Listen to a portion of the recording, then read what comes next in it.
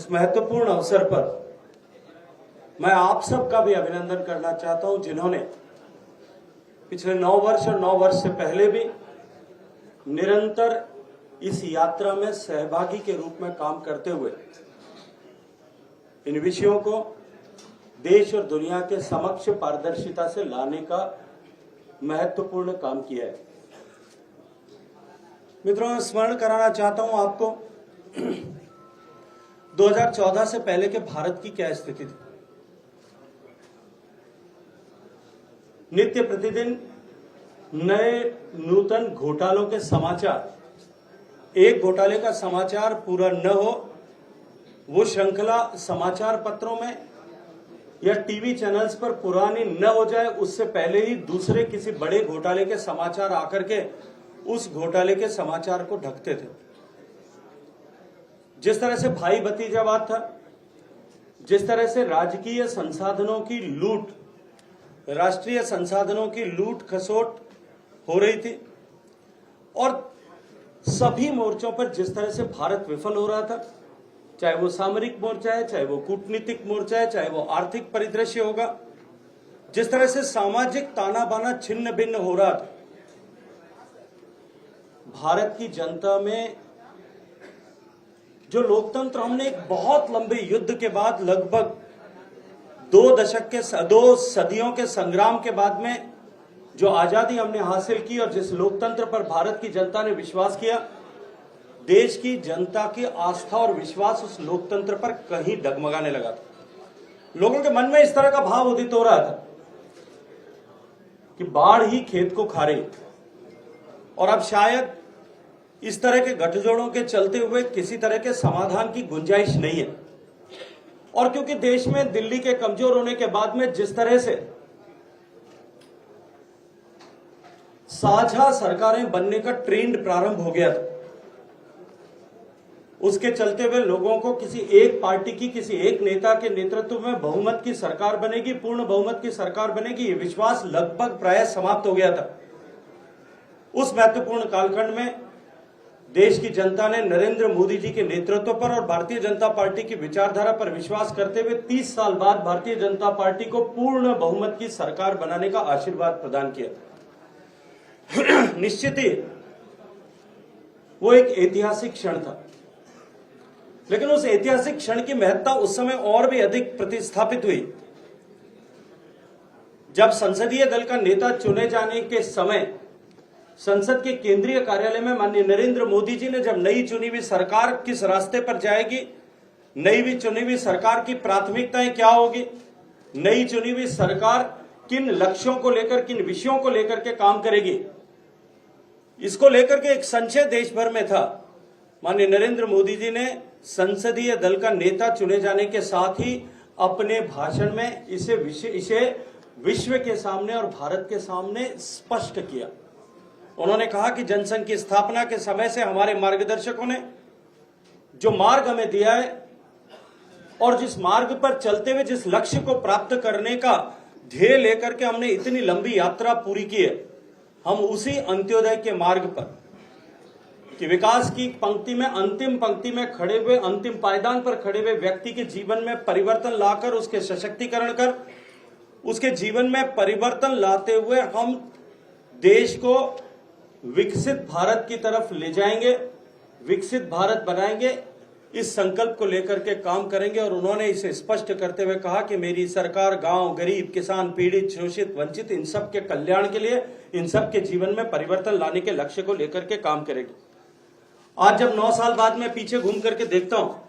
या हम सब अगर पीछे घूम करके देखें, तो हम पाएंगे कि सरकार ने निश्चित ही अपनी योजनाओं के माध्यम से, अपने कार्यों के माध्यम से जिस तरह की नई गवर्निंग की परिभाषा पिछले 9 साल में माननीय मोदी जी के नेतृत्व में सरकार ने दी, लास्ट माइल डिलीवरी को प्राथमिकता मान करके उसे सुनिश्चित करने का जो संकल्प के साथ में जिसे सिद्ध किया, आज उसका परिणाम देश और दुनिया देख रही है। मित्रों, हम सब जानते हैं कि पिछले आजादी से लेकर के निरंतर 2014 से पहले हमेशा ही गरीब को राजनीति का मोहरा ऐसा माना गया। गरीबी हटाओ के नारे बार बार दिए गए, गरीबी हटाओ के बारे में चर्चाएं बार बार की गई। हर चुनाव में चुनाव के पहले गरीबों को हम जीवन में परिवर्तन लाने के लिए काम करेंगे, इस तरह के लक्ष्य और संकल्प किए गए। लेकिन चुनावों के साथ ही वो संकल्प धराशायी होते थे। जो नीतियां बनती थी वो नीतियां भी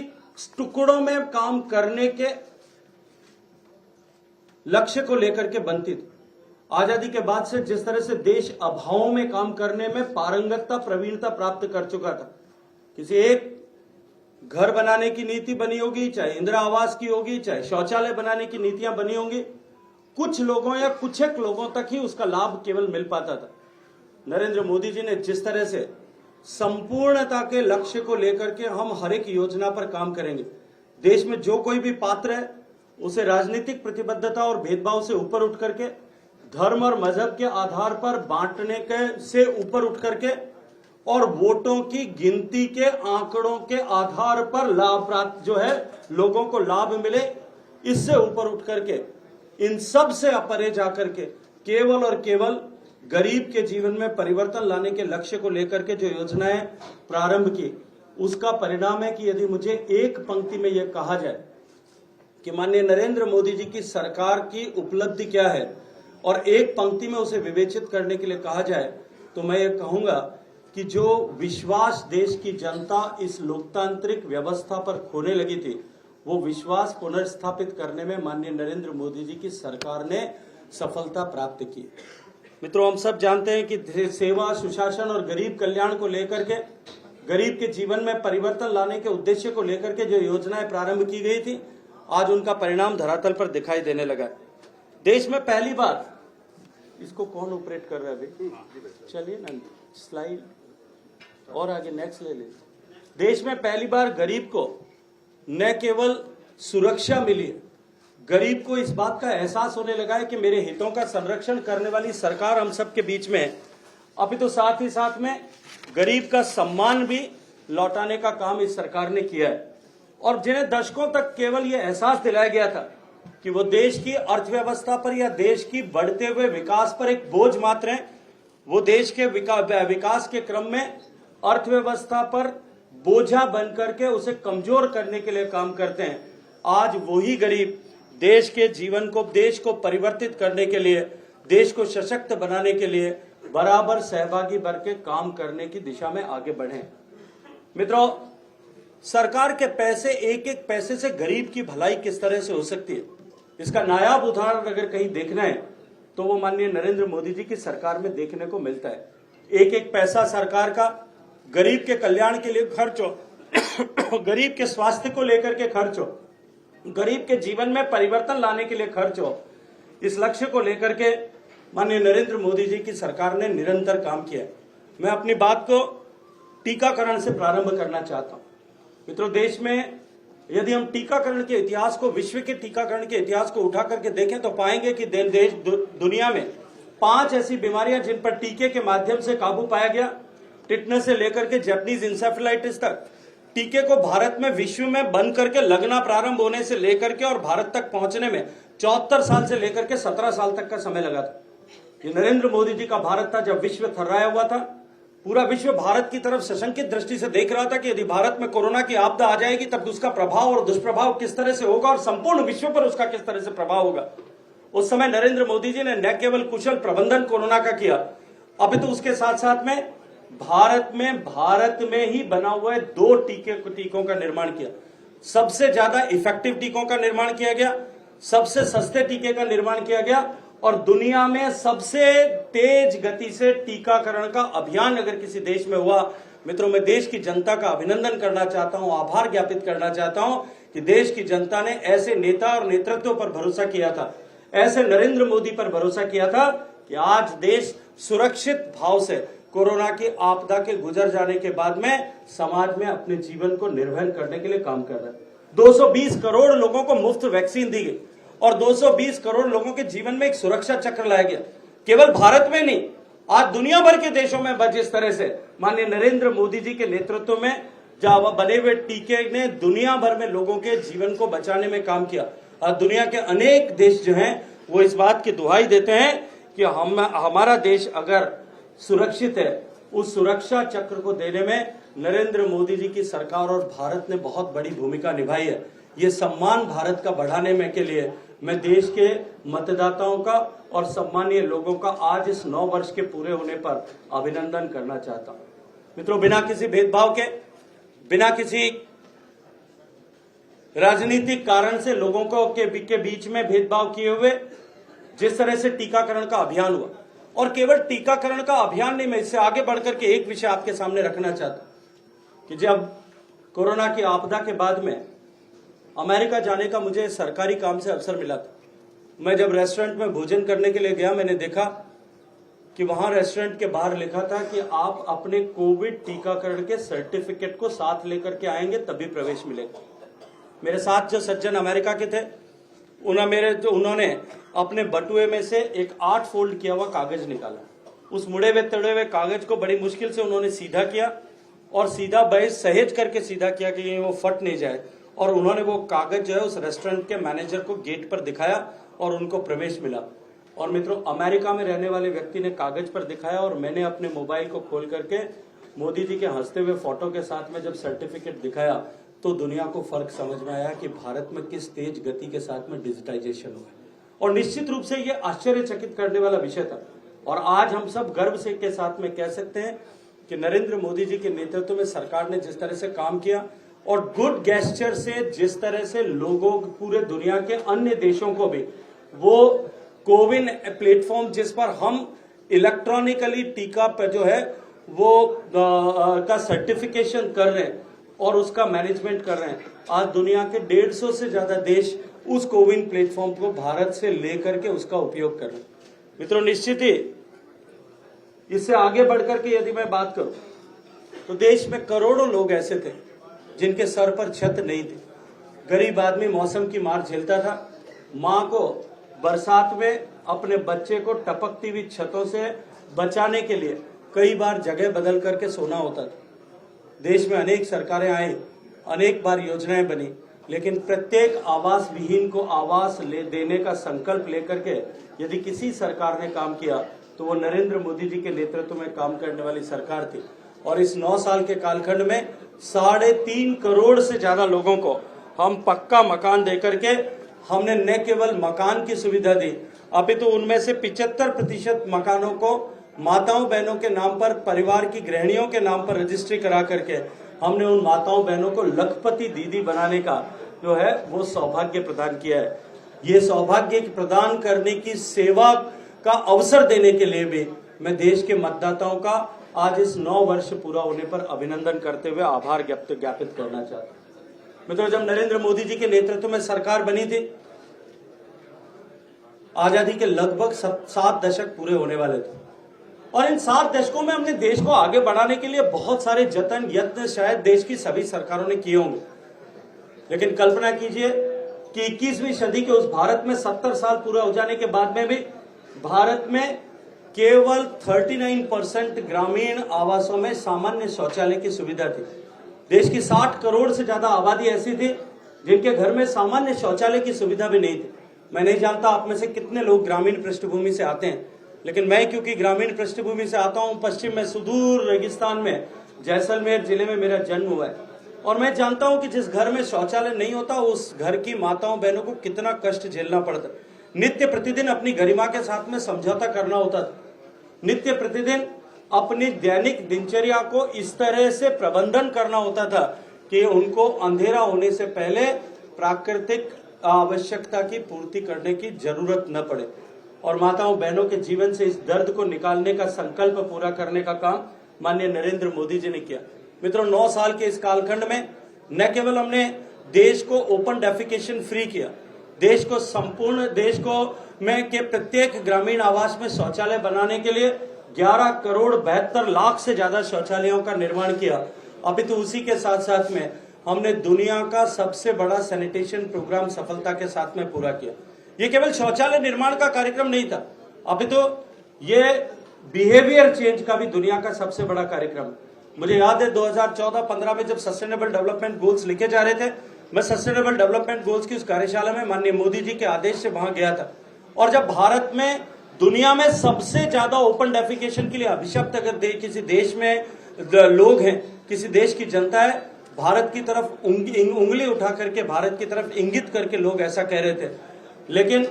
जब 2019 में मुझे स्टॉकहोम वाटर वीक में जाने का अवसर मिला और मैंने कहा कि 5 साल के कालखंड में हमने न केवल 100% घरों तक शौचालय की सुविधा को पहुंचाया है,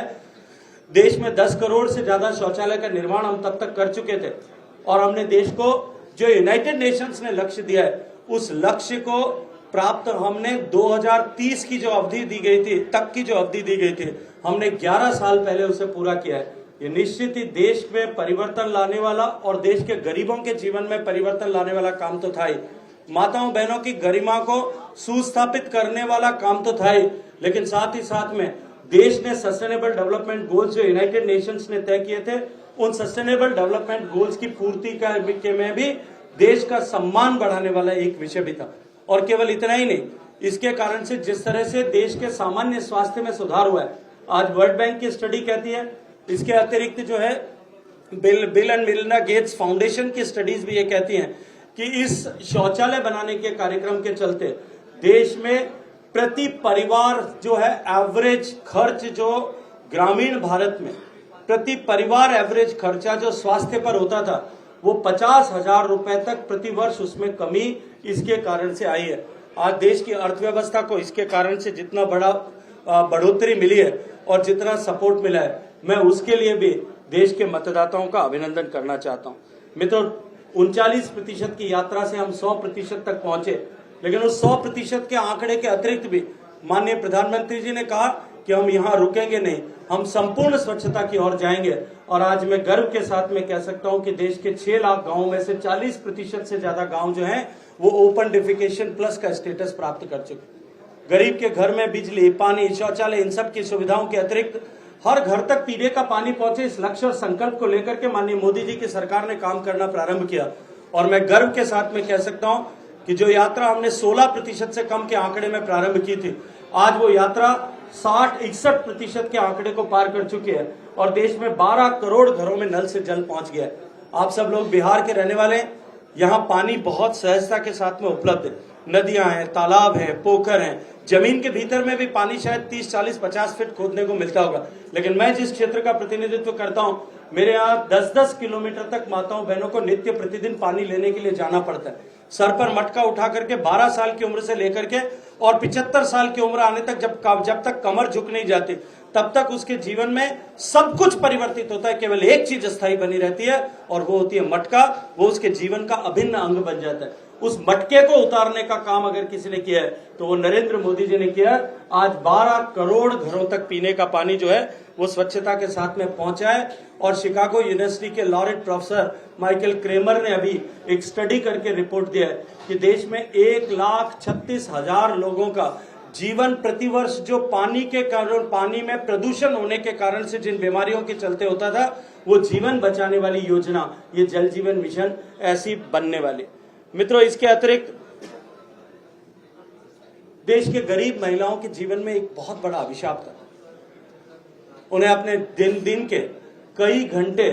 केवल लकड़ियां बीनने में और भोजन बनाने के लिए, ईंधन जुटाने के लिए खर्च करना पड़ता है। मेरी माताओं बहनों को नित्य प्रतिदिन चूल्हे में वो फूंक दे दे करके अपने फेफड़ों में चूल्हे का धुआं और आंखों में चूल्हे का धुआं ऐसा समाहित करना होता था। उसके कारण से जिस तरह का प्रतिकूल प्रभाव उनके स्वास्थ्य पर पड़ता था और उनका समय जिस तरह से अनुत्पादक चला जाता था, आज उसको हटाने का काम और उनके समय को बचा करके उनके जीवन में परिवर्तन लाने का काम नरेंद्र मोदी जी की सरकार ने किया। 9 करोड़ 60 लाख परिवारों को मुफ्त गैस कनेक्शन दे करके उनके जीवन में रोशनी लाने का काम अगर किसी ने किया है तो माननीय नरेंद्र मोदी जी की सरकार ने किया है। मित्रों, कोरोना की आपदा जब आई तब एक बार सारे देश के गरीब परिवारों के माथे पर चिंता की लकीरें दिखाई देती थी। जिस तरह से लोग उस समय घरों में रह रहे थे, निश्चित ही उस समय सरकार की आवश्यकता थी कि गरीब के घर का चूल्हा न बुझे और नरेंद्र मोदी जी ने गरीब का क्या साथी बन करके गरीब के परिवार की चिंता करने वाला परिवार के सदस्य के नाते उन्होंने दुनिया का सबसे बड़ा मुफ्त खाद्यान्न देने का कार्यक्रम चलाया। और उस कार्यक्रम के चलते हम जो है कोविड-19 पैंडेमिक के समय में लगभग 3 साल तक 80 करोड़ लोगों को मुफ्त राशन देने का काम जो है वो देश की सरकार ने किया। और अगर मैं 80 करोड़ की जब बात करता हूं मित्रों, तो पूरे यूरोप के बराबर या अमेरिका के लगभग 2.25 गुने आबादी को या जो है वो मुफ्त राशन देने का काम 3 साल तक नरेंद्र मोदी जी की सरकार ने किया। और वो निश्चित ही देश की सरकार का ये निर्णय और नरेंद्र मोदी जी की सरकार का ये गरीब कल्याण का निर्णय इतिहास के पन्नों में, जब विश्व का इस कोरोना की समय का इतिहास लिखा जाएगा, तब स्वर्णाक्षरों से अंकित होगा। और ये ताकत प्रदान करने के लिए, ये क्षमता प्रदान करने के लिए मैं आज 9 वर्ष पूरे होने पर आपके माध्यम से देश की जनता का अभिनंदन करना चाहता हूं, उनका आभार ज्ञापित करना चाहता हूं। मित्रों, इसके अतिरिक्त देश के गरीब के सामने हमेशा एक यक्ष प्रश्न खड़ा रहता था कि बीमार होने पर मैं अपने परिजनों का, अपने माता पिता का या अपने परिवार के अन्य सदस्यों का इलाज किस तरह से करा पाऊं। एक बहुत बड़ी चुनौती थी। मैंने देखा था, एक जनप्रतिनिधि होने के नाते नित्य प्रतिदिन हमारे सबके पास में, जनप्रतिनिधियों के पास लोग इस आशय को लेकर के आशा भरी दृष्टि से देखते हुए आते थे कि एक चिट्ठी लिख दीजिए,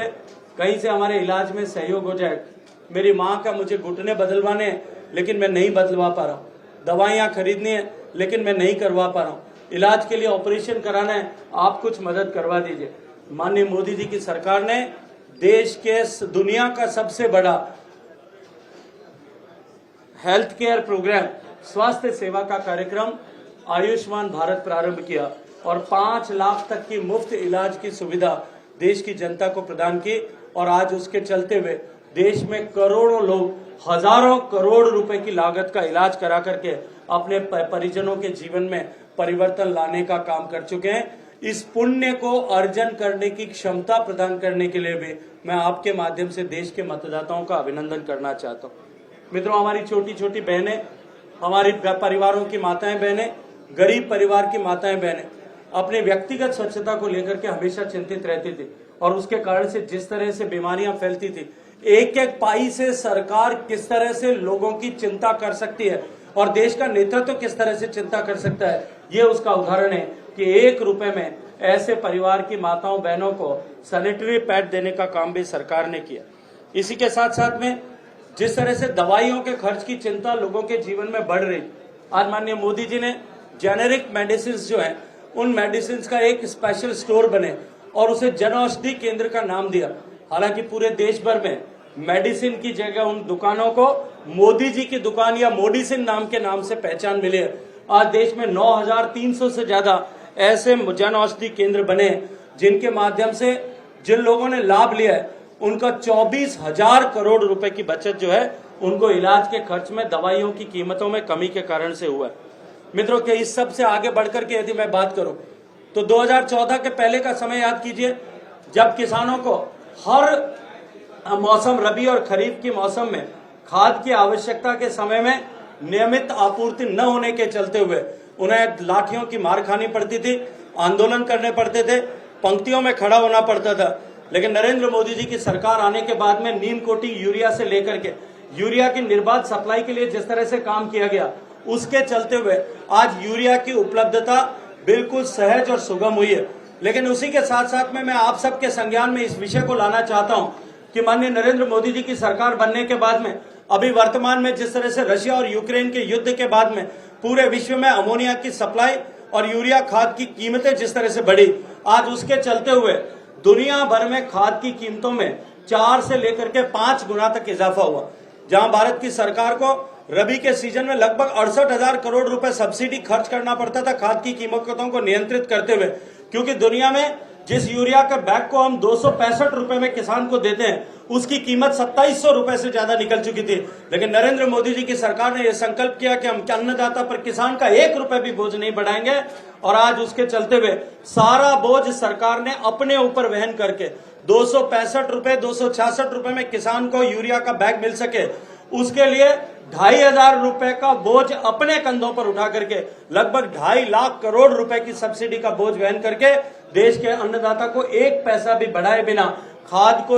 आपूर्ति को सुनिश्चित करने का काम किया। यूरिया की तरह डीएपी में भी और एनपीके में भी इसी तरह से लगभग जो है 2 से लेकर के 4 गुना तक सब्सिडी देकर के किसान के को सहूलियत प्रदान करने का काम माननीय नरेंद्र मोदी जी की सरकार ने किया। किसान निश्चित रूप से आह्लादित होकर नरेंद्र मोदी जी को आशीर्वाद देता है। इस आशीर्वाद देने की क्षमता प्रदान करने के लिए मैं देश के मतदाताओं का आपके माध्यम से अभिनंदन और आभार करना चाहता हूं।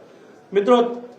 मैं कृषि क्षेत्र से जुड़ा हूं, कृषि किसान की पृष्ठभूमि से आता हूं। मैं जानता हूं कि हर छोटे किसान को फसल के समय में, फसल के बीजान के समय में, फसल के खाद बीज के खरीद क्रय के लिए हमेशा ही जो है महाजन से उच्च दर पर लोन लेना पड़ता था, लेकिन उस लोन को चुकाने में उसकी कमर टूट जाती। मित्रों, देश की सरकार ने, माननीय नरेंद्र मोदी जी ने यह निर्णय किया और देश के प्रत्येक किसान को इस विषय में सहूलियत प्रदान करने के लिए उसके खाते में 6,000 रुपए फसल चक्र के साथ में जमा कराने का काम किया। और आज उसका परिणाम यह हुआ कि देश के किसानों के जीवन में परिवर्तन आया। जहां कांग्रेस और यूपीए ने 40-50 हजार करोड़ रुपए के लोन माफी करके अपने आप को यशस्वी बताने का काम किया था, नरेंद्र मोदी जी की सरकार ने किसानों के खाते में इस 6,000 रुपए की प्रधानमंत्री किसान सम्मान निधि के माध्यम से पिछले वर्षों में 2.5 लाख करोड़ रुपए के लगभग राशि जमा कराने का काम किया। मित्रों, इसके आगे सामान्य जो है सामाजिक न्याय, जिस विषय को लेकर के इस देश में अलग तरह की जो है वो परिकल्पना बन गई। सामाजिक न्याय का विषय तुष्टीकरण से जुड़ गया और तुष्टीकरण वोटों की राजनीति के आधार पर, वोट बैंक के आधार पर, धर्म और मजहब के आधार पर, अपने और पराये के आधार पर तुष्टीकरण किए जाते थे। नरेंद्र मोदी जी की सरकार ने सामाजिक न्याय के संकल्प को तुष्टीकरण नहीं, संतुष्टीकरण और संतुष्टीकरण के साथ में सशक्तिकरण की दृष्टिकोण से लिया। आज उसका परिणाम भी हम सबको दिखाई देता है। मित्रों, विकास की इस यात्रा में बहुत सारी अगड़ी जातियां वो कहीं न कहीं पिछड़ गई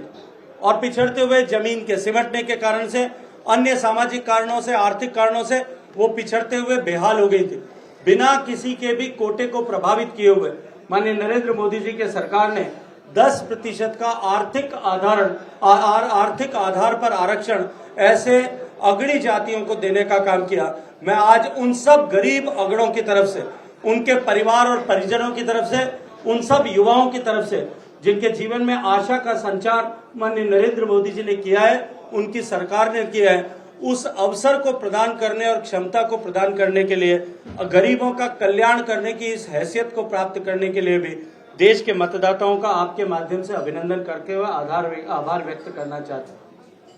मित्रों, पिछड़ा आयोग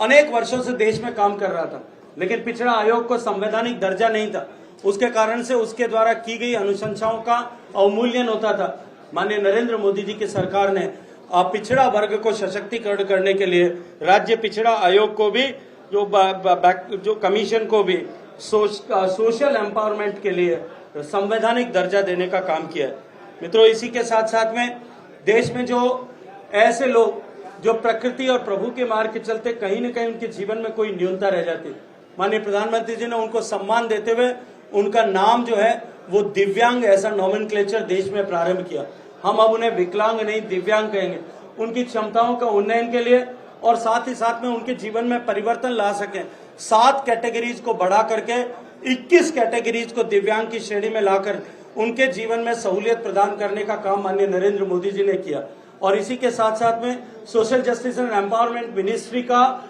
बजट 2.5 गुना करके इन लोगों के जीवन में हम सहूलियत ला सके, इस दृष्टिकोण से जिस तरह से काम किया, आज देश के सभी दिव्यांगजन अपने आप को संरक्षित महसूस करते हैं, उनके परिवार अपने आप को समर्थ महसूस करते हैं। और ये एहसास कराने का अवसर प्रदान करने के लिए भी मैं देश के मतदाताओं को आपकी ओर से अभिनंदन करना चाहता हूं। मित्रों, गति भी और प्रगति भी, ये माननीय प्रधानमंत्री जी का मंत्र इंफ्रास्ट्रक्चर डेवलपमेंट के लिए था, क्योंकि हम चाहते हैं कि हम उस लक्ष्य को लेकर के चलें। जब हम देश को विकसित भारत बनाएंगे, हम उस लक्ष्य को लेकर के चलें कि जब हमें देश को 2047 तक माननीय मोदी जी के नेतृत्व में हम सब ने यह तय किया, देश के 135 करोड़ लोगों ने तय किया है कि हम देश को 2047 तक आजादी का शताब्दी वर्ष जब हम मनाएंगे तब तक हम देश को विकसित भारत बनाएंगे। माननीय प्रधानमंत्री जी के नेतृत्व में हमने गति के साथ में प्रगति भी हो, इस दृष्टिकोण से काम करना शुरू किया। आज माननीय प्रधानमंत्री जी के नेतृत्व में हम जिस तरह से काम कर रहे हैं, देश में जो 2014 तक 70 साल में 74 एयरपोर्ट बने थे और केवल 9 साल में पिछले 74 नए एयरपोर्ट बनाने में हमने कामयाबी प्राप्त की है। मित्रों, काम की गति किस तरह से बढ़ी है कि 9 साल में 70 साल के जितना काम करके हमने नए एयरपोर्ट बनाने का काम देश में किया है, ताकि हम देश के यातायात को अधिक सुगम बना सके। जो व्यक्ति हवाई चप्पल पहनता है वो हवाई जहाज में उड़ सके, जो वो कल्पना भी नहीं कर सकता था, उस कल्पना को साकार करने का अवसर माननीय नरेंद्र मोदी जी की सरकार ने दिया। ठीक उसी तरह से इंफ्रास्ट्रक्चर डेवलपमेंट में अगर मैं रोड कंस्ट्रक्शन की बात करूं, 2014 तक देश में जहां 91,287 किलोमीटर हाईवेज बने थे, आज पिछले 9 साल के कालखंड में 53,868 किलोमीटर हाईवेज नए बने। हाईवेज के निर्माण की गति को भी यदि मैं वर्षों के दृष्टिकोण से देखूं तो 4.5 गुना बढ़ाने का काम जो है वो माननीय नरेंद्र मोदी जी की सरकार ने किया है। इसी के साथ साथ में जो अगर मैं तुलना करूं तो जो वाटरवेज बनते थे, जल मार्गों का निर्माण होता था, हम जानते हैं कि दुनिया में सबसे सस्ता परिवहन का साधन और मार्ग अगर कोई होता है तो वो जल मार्ग होता है। देश के में 70 साल में एक भी जल मार्ग नहीं बन पाया था। माननीय नरेंद्र मोदी जी की सरकार ने 111 नए जल मार्ग न केवल चिन्हित किए, उन पर काम प्रारंभ किया, अपितु उन सब का नामकरण करने का भी काम जो है वो काम पूरा किया है। मित्रों, इसी के साथ साथ में देश में वंदे भारत निर्माण, जो वर्ल्ड क्लास ट्रेन का निर्माण प्रारंभ करके हम देश में प्रारंभ कर सकें, इसका सपना देश के लोग देखते थे। हम जब दुनिया के दूसरे देशों में जाकर के वहां की रेल व्यवस्था को देखते थे, वहां के आधुनिक ट्रेन्स को देखते थे, हॉलीवुड मूवीज में जब देखते थे तो लगता था कि क्या काश हमारे भारत में भी कभी इस रेलगाड़ी में परिवर्तन होगा। लेकिन आज हम गर्व के साथ में कह सकते हैं कि देश में ऐसी विश्व स्तर की ट्रेनों का संचालन बहुत तेज गति के साथ में प्रारंभ हुआ है। आज 20 ट्रेनें प्रारंभ हो गई हैं जो देश को एक कोने से दूसरे कोने तक तेज गति के साथ में चलने वाली ट्रेनों के माध्यम से जोड़ रही। मित्रों, इसी तरह से जो मेट्रो रेल का निर्माण, बड़े शहरों में मेट्रो रेल का निर्माण निश्चित रूप से एक चुनौती था। भारत में 70 साल के उस कालखंड में यदि मैं बात करूं तो एक दिल्ली शहर को छोड़ करके बाकी कहीं भी मेट्रो जो है वो सफलता के साथ में काम नहीं कर रही थी। आज पिछले 9 साल के इस कालखंड में देश के 15 शहरों में मेट्रो नेटवर्क सफलता के साथ, सुगमता के साथ में काम करते हुए लोगों के जीवन में परिवर्तन लाने के लिए काम कर रहा है। न केवल काम कर रहा है, अभी तो हमने इस दिशा में काम करते हुए दुनिया में तीसरे बड़े रेलवे मेट्रो नेटवर्क हमने बहुत लेट शुरू किया दुनिया के दूसरे शहरों की तुलना में, लेकिन पिछले 9 साल में हमने तेज गति से काम करते हुए